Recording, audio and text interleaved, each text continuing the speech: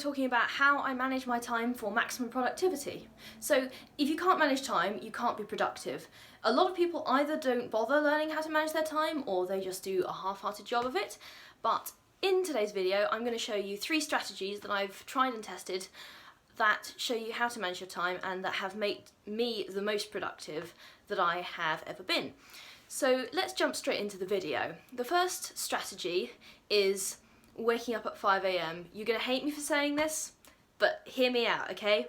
So the most productive times of my life have been those when I had a steady morning routine where I consistently woke up earlier than average, and for me the sweet spot is 5 AM. The sweet spot for you might be different, like if you're naturally a night owl, the sweet spot for you might be 8 AM, 9 AM. It doesn't matter, but for me I found that 5 AM works best. Better in fact than 6 AM. I'll explain why. It's because I feel like I have an hour before the world really gets going just to sort of sort my life out and get in gear. And also, when you wake up that early, you kind of want to do something with the time because you might as well because you're up. And also, having a 5 AM routine makes you go to bed earlier, so you tend to get more sleep if you plan it properly. And obviously you have to follow through on the plan, so you have to go to bed at about 9 PM, which, you know, it's not going to suit everybody, but it's helped my productivity a lot. So, that's strategy number 1. Strategy number 2 is probably my favourite from the video, and that's called the 50-10 rule, which is basically an adaptation of the Pomodoro strategy. So, the Pomodoro strategy, if you don't know, is essentially a strategy where you work for 25 minutes and then you rest for 5.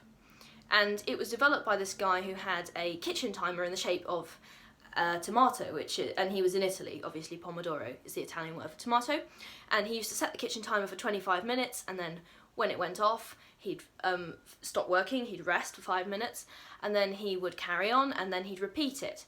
And every 4 sets of 25 minutes, so every 2 hours, you're supposed to have a longer break of half an hour.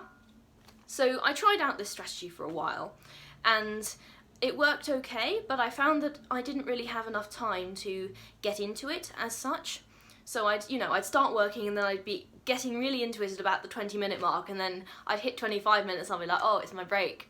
So I decided that I was going to change it a little bit and just jam 2 of those 25-minute blocks together and essentially work for 50 minutes at a time and then rest for 10. Obviously that adds up to an hour, so it's then really easy to schedule your day. So I'd just do like 8 of these and then I'd be done for the day. Or I'd do 4 in the morning, 4 in the afternoon, you get the idea.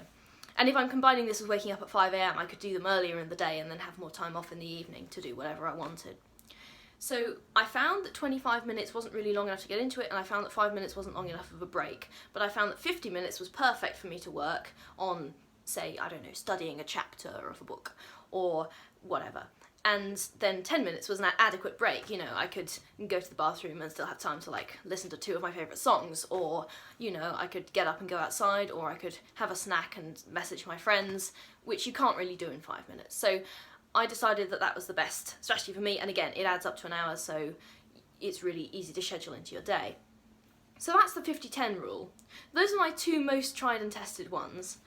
There's a newer rule that I've been experimenting with, and this one's for smaller tasks. So with 5 AM and with 50-10 rule, they're both for sort of like big tasks. So I'd use them for like, I had a big test to study for, or I was busy making flashcards, or I wanted to work out, or I had like big things that I needed to do in chunks of time. But this next rule is more of a sort of small task type of rule. So, you know, things like, oh, I have to do the washing up, oh, I have to do the laundry, oh, I need to sweep the floor, that kind of thing, or like hoover or whatever. So this is the quarters rule, and I've been trying it out. I'm not exactly sure if it's going to be as good as the 50-10 rule, but I think it's still worth trying. And essentially, you've probably guessed from the name, but what you do is split your time into quarters of an hour. So say you have 4 tasks, and each of them you give 15 minutes, and then at the end of the hour you aim to have done all the 4 tasks. Now, there's several things to say about this. One is that you may finish the tasks faster, and if you do that, just move on to the next one. You know, you say you finish the first task in 10 minutes, fine, give yourself 15 minutes for the next one. And the other thing is that the task may take longer, And in this case, I advise that you stop after 15 minutes and then come back to it when you're next in the area, as it were. Assuming you can, obviously don't, if you're cooking on the stove with like hot oil, you're not going to be able to come back to it after 15 minutes. But again, I argue that's not a small task. So yes, those are the two things to know about the quarters rule. And I found it quite helpful when doing the quarters rule to set a timer, so I'd be able to see it physically counting down. So you could just do this on your phone, or if you have a kitchen timer, whatever, but I assume it's going to be easier for you to do it on your phone.